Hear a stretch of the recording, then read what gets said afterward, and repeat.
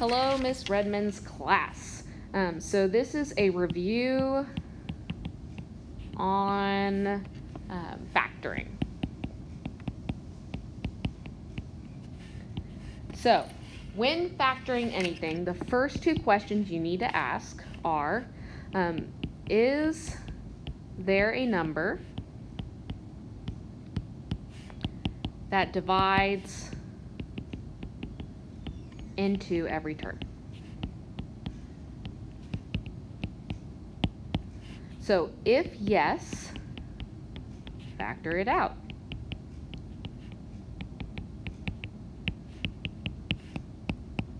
If no, you skip to the second question. 2, is a variable in every term? If yes,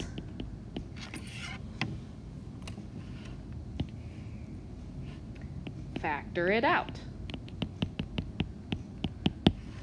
So let's look at some examples where we would use these two. So if we have as an example, let's say we have 3x squared minus 6.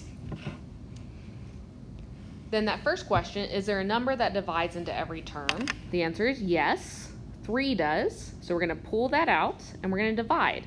So we have 3 divided by 3 is 1. And then we have x squared minus, and then 6 divided by 3 is 2.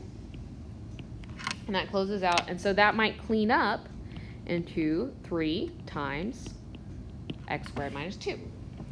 So that would be your first step in factoring. Example 2.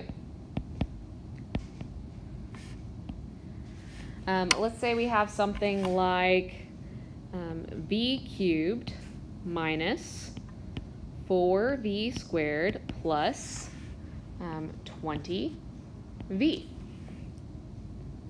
Then for the first question, is there a number that divides into every term? If we look, because of this first term here, there is no number that divides except for 1, which pulling out a 1 doesn't really change anything.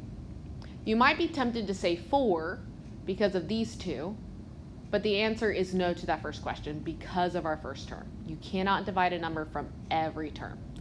So then we ask, is there a variable in every term? And if we look, we have a v here, a v here, and a v here. So the answer to that is yes. And so we're going to factor out that v. So when we do that, the powers are going to go down of our v are going to go down by 1. So that v cubed, when divided by v, becomes v squared minus 4. The number's not affected. And then we have v squared divided by v, which that power will go down by 1, so it'll just be v to the first, which is v. And then plus, and then we have v divided by v, v divided by v, and that is going to be 1, and they cancel. So you're going to have plus 20. And so that is your first step in factoring in this example. And then example 3, let's say we have something where possibly it is 4w to the third x minus 8w x to the fourth plus 24w squared. So the first question, is there a number that divides into every term? We have 4, 8, and 24. Well, 4 divides into those, so we're going to write 4 down. And then we look and we see, actually, okay, I'm going to change this problem a little bit. I'm going to make this a w squared right there in the middle. So 8w squared x to the fourth. All right, and then we look at this and we see that w is in every term. However, x is not.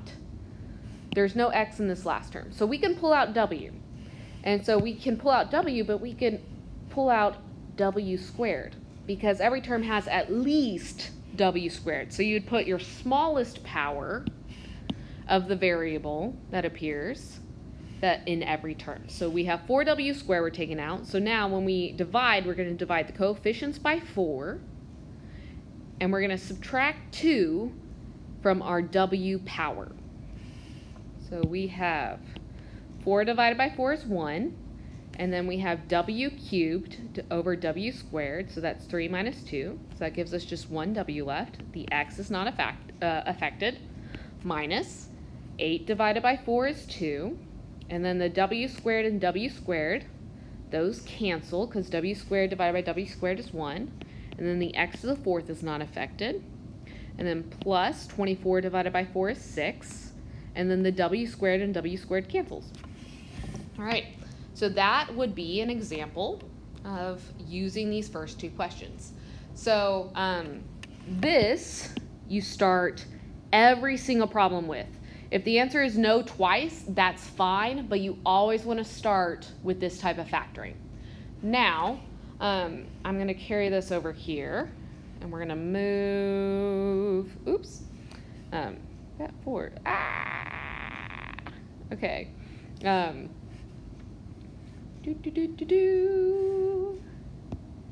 we go, here we go. So we're sliding over. And we're grabbing this thing. Perfect, okay. Technical difficulties. All right. Okay, so now let's talk about difference of squares.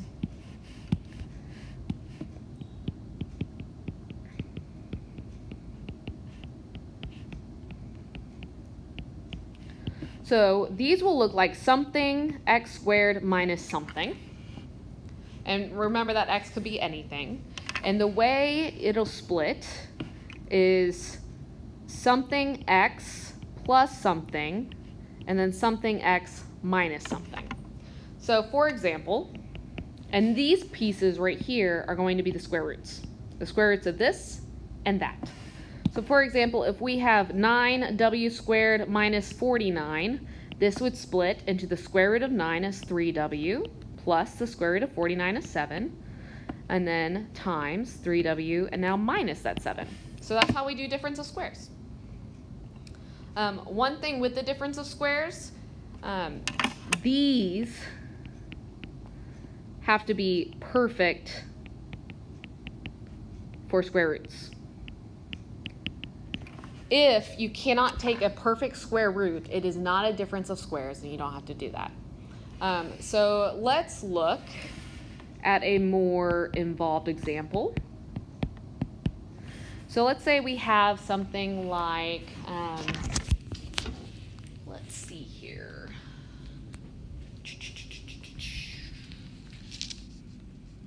Yeah. So let's say we have an example like 5k squared minus 245. Then we start by asking the questions, is there a number that divides into every term? Again, we start with that question, and the answer is yes, 5 does. And then we said, is there a variable in every term? And the answer is no. So we're going to factor out that 5, and so we'll have k squared minus, and then 245 divided by 5 is 49. And then remember, in front of this k is 1, and 1 is a perfect square, and 49 will take the square root of 7. So this 5 comes on through, so it just comes on down, you don't drop it, and then we're going to take k plus 7 times k minus 7. So this is our answer here. So that is difference of squares. All right, next one. So again, these questions, they come with you everywhere. Okay. Now we're going to talk about if we have something in the form quadratics.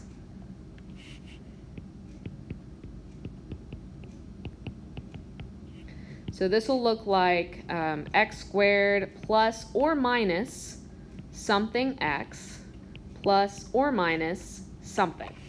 Okay, and these powers are really important. It's going to be x squared and then something without an x. And so the way this splits is into some number.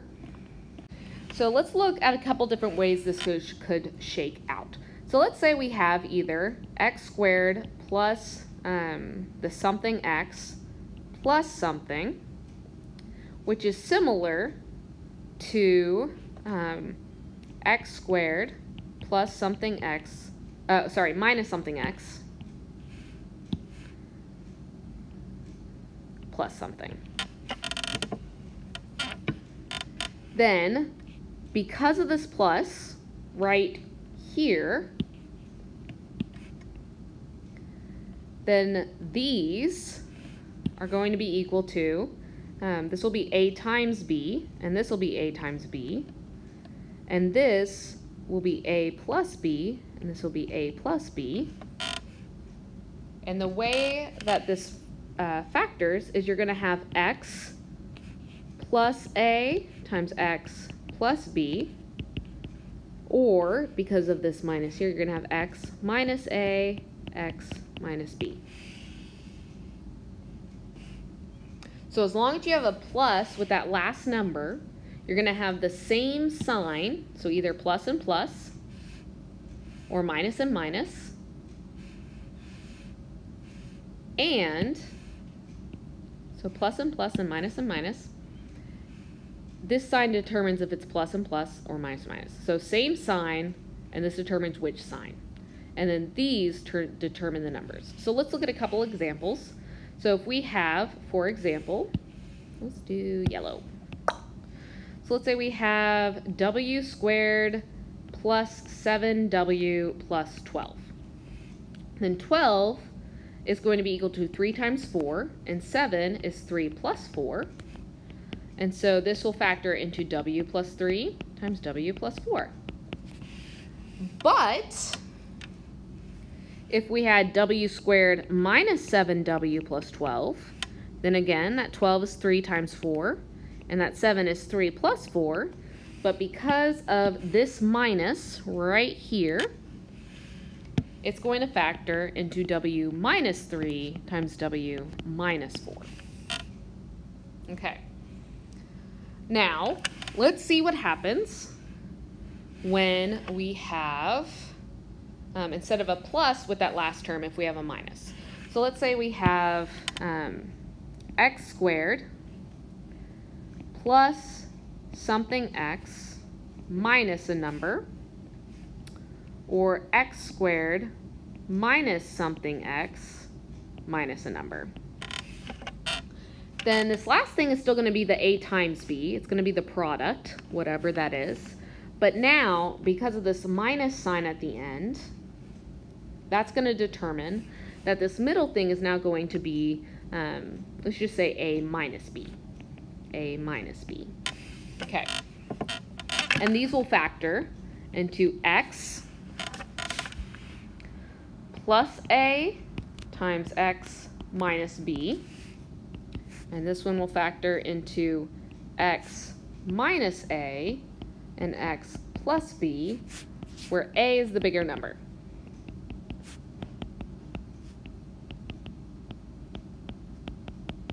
Okay, let's see an example of this.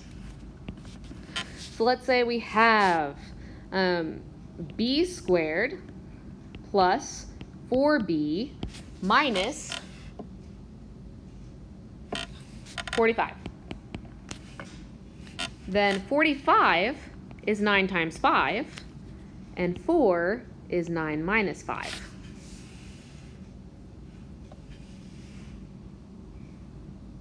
This is a times and this is a minus.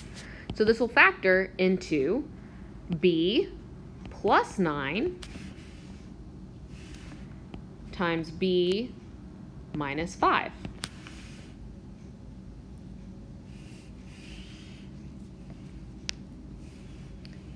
But if we had b squared minus 4b minus 45, then again, this would be 9 times 5, and 4 is equal to 9 minus 5. But we would now have b minus 9 and b plus 5.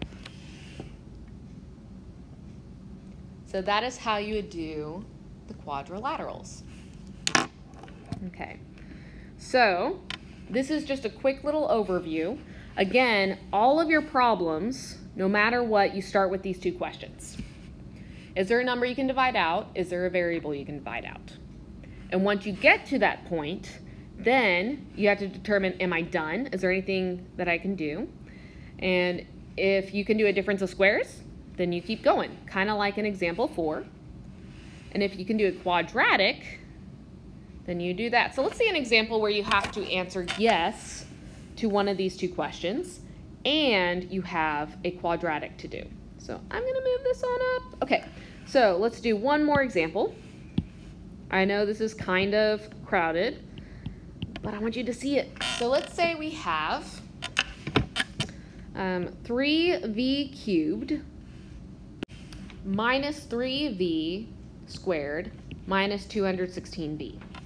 So that first question, is there a number we can divide out? And the answer is yes, 3 divides out. And then the second question, is there a variable in every term? And the answer is yes, there's a v in every term, and the lowest power is just plain old v. And then we divide, so 3 divided by 3 is 1, v cubed divided by v, we go down by a power, minus 3 divided by 3 is 1, v squared divided by v, we go down by a power, so that's v to the 1, and then minus, and then 216 divided by 3, oh, I have to pause and think about this one. I believe it's 72, and then v divided by v is 1, so they cancel, and so we might rewrite this as 3v times v squared minus v minus 72. Or minus 1v if that's easier. But then this thing is a quadratic. So 72, we're looking for something that, a number times a number that's 72, but when we subtract it, it's going to be 1. And so 72 is, I believe, 8 times 9? Yes, it's 8 times 9. And 1 is 9 minus 1, because remember we have a 1 there, or 9 minus 8. And then because it's a minus sign first, boop, doop, we're going to have v minus 9 and then v plus 8. But that 3v, I did something wrong. That 3v doesn't disappear. So that 3v stays right here. So this would be your answer. So once you factor this out, it stays with your answer, but you just have to finish factoring out the piece that you have. Okay, so I'm going to stop there, and you can work on your worksheet today.